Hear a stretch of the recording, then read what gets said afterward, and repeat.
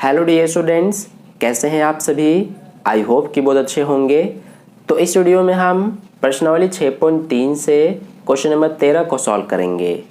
तो देखिए question number 13 में हमसे क्या कहा गया है। एक त्रिभुज ABC की भुजा BC पर एक बिंदु D इस प्रकार स्थित है कि कोण ADC बराबर कोण BAC है। दर्शाइए कि CA² बराबर CB गुणा CD है। तो चलिए इसका सॉल्यूशन करते हैं। तो देखिए डियर स्टूडेंट्स, हमें इस क्वेश्चन के लिए कोई आकृति नहीं दी गई है, तो हमें आकृति खुद से बनानी पड़ेगी। हमें क्वेश्चन में कहा गया है कि एक त्रिभुज ABC है, तो ये हमने एक त्रिभुज ABC लिया जिसकी भुजा BC पर एक बिंदु D इस प्रकार स्थित है। तो देखिए ये भुजा BC है, इस पर ये बिंदु D स्थित है और ये इस प्रकार स्थित है कि कोण ADC बराबर कोण BAC है। तो कोण ADC यानी कि ये वाला कोण और कोण BAC यानी कि ये पूरा कोण, ये दोनों कोण हमें बराबर दिया गया है। ठीक है, तो इसीलिए इसको सबसे पहले हमने लिख लिया है। हमें दोनों कोण बराबर दिया गया है, कोण ADC बराबर कोण BAC। ठीक है, यहाँ तक आपको समझ में आ गया। अब देखिए हमें सिद्ध क्या करना है। हमें CA² बराबर CB गुणा CD सिद्ध करना है। ये जो डॉट है, डॉट का मतलब गुणा यानी कि मल्टीप्लाई होता है। ठीक है, तो देखिए अब हम इसको सिद्ध करते हैं। कैसे करेंगे, सबसे पहले यहाँ देखिए हम इसको थोड़ा सा इसको सिंप्लीफाई कर लेते हैं ताकि आपको समझने में थोड़ा आसान हो जाए। तो जो ये CA² है इसको हम इस तरह से लिख सकते हैं, CA मल्टीप्लाई में CA, ये डॉट का मतलब मल्टीप्लाई होता है। ठीक है, तो इसको हम इस तरह से लिख सकते हैं क्योंकि CA और CA का गुणा करेंगे तो दोबारा CA² आ जाएगा और इसको हम एज इट इज़ यहाँ पर लिख देते हैं। अब हम क्या करेंगे कि यहाँ से ये CA को एज इट इज़ लिख दिया, यहाँ से हम इस CB को इधर लेके आ जाते हैं। हम CD को भी ले सकते हैं, CB को भी ले सकते हैं। तो मैं यहाँ पर CB को नीचे लेके आ जाता हूँ। अब इधर क्या बचा है CD, तो ये CD लिखा और ये जो CA है एक, इसको इधर लेके आ गया तो ये बटे में आ गया। ठीक है, आई होप आपको समझ में आ गया मैंने क्या किया है। इस CA को उतार दिया, यहाँ से जो CB है उसको इधर लेके आ गया तो इधर गुणा में था इधर भाग में हो गया। इस CD को एज इट इज उतार दिया, ये जो गुणा में CA था इसको इधर लेके आ गया तो भाग में हो गया।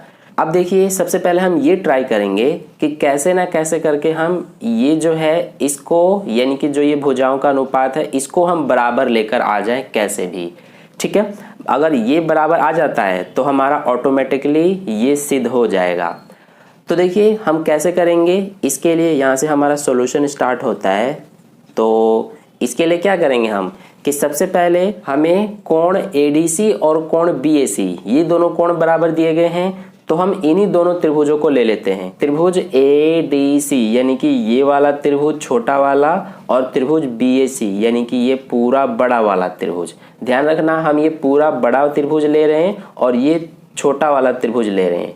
ठीक है, तो यहाँ पर लिख लेते हैं कि त्रिभुज ADC तथा त्रिभुज BAC में। तो देखिए दोनों त्रिभुजों में क्या करेंगे हम कि सबसे पहले ये जो कोण C है ये दोनों में ही आ रहा है, इस छोटे वाले त्रिभुज में भी आ रहा है और इस बड़े वाले त्रिभुज में भी आ रहा है। तो इसीलिए कोण C बराबर कोण C हो जाएगा क्योंकि दोनों में आ रहा है। तो इसका क्या रीज़न लिखेंगे, क्योंकि ये हमारा उभयनिष्ठ है। ठीक है, इसके अलावा दूसरी चीज़ देखिए कि हमें क्या कहा गया है कि जो कोण ADC है यानी कि ये वाला कोण और कोण BAC यानी कि ये दोनों कोण हमें बराबर दिया गया है।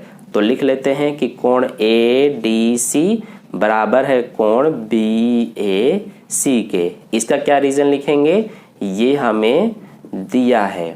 ठीक है, तो ये हो गया।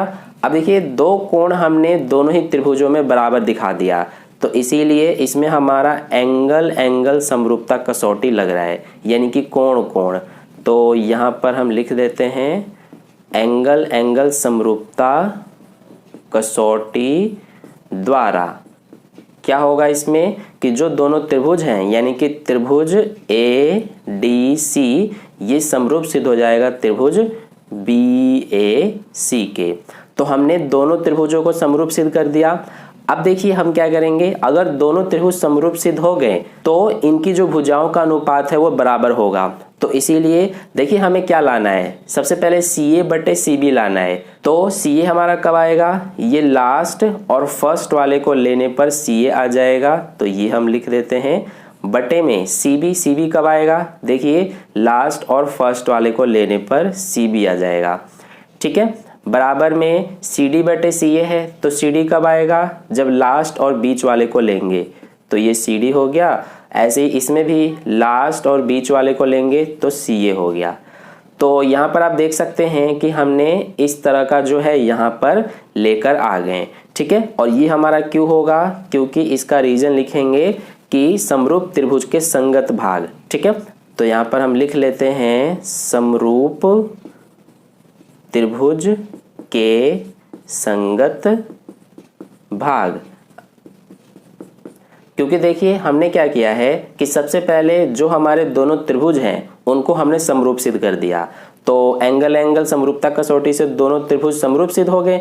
अब अगर दोनों त्रिभुज समरूप सिद्ध हो गए तो उनकी जो भुजाओं का अनुपात है वो बराबर होगा, क्योंकि ये समरूप त्रिभुज के संगत भाग हैं। ठीक है, तो इस तरह से हमने इनको बराबर सिद्ध कर दिया। अब देखिए हम क्या करेंगे कि यहाँ से क्रॉस मल्टीप्लाई कर देते हैं। तो CA का CA से गुणा करेंगे तो CA स्क्वायर हो जाएगा, और CB का CD से गुणा करेंगे तो ये CB गुणा CD हो जाएगा। ठीक है, और यही चीज़ हमें सिद्ध करनी थी, तो इस तरह से हमने यहाँ पर सिद्ध कर दिया। तो ये हो गया हमारा क्वेश्चन नंबर 13 का सॉल्यूशन कंप्लीट। आई होप आपको अच्छे से समझ में आ गया है। तो अगर आपको वीडियो अच्छा लगा है तो वीडियो को लाइक कर देना, अपने दोस्तों के साथ भी शेयर कर देना, और अगर आप चैनल पर नए आए हुए हैं तो चैनल को सब्सक्राइब करके बगल में जो बेल आइकन आता है उस पर ऑल नोटिफिकेशन पे क्लिक कर लेना, ताकि नेक्स्ट वीडियो जैसी अपलोड की जाए उसका नोटिफिकेशन सबसे पहले आपको मिल जाए। मिलते हैं फिर नेक्स्ट वीडियो में। धन्यवाद।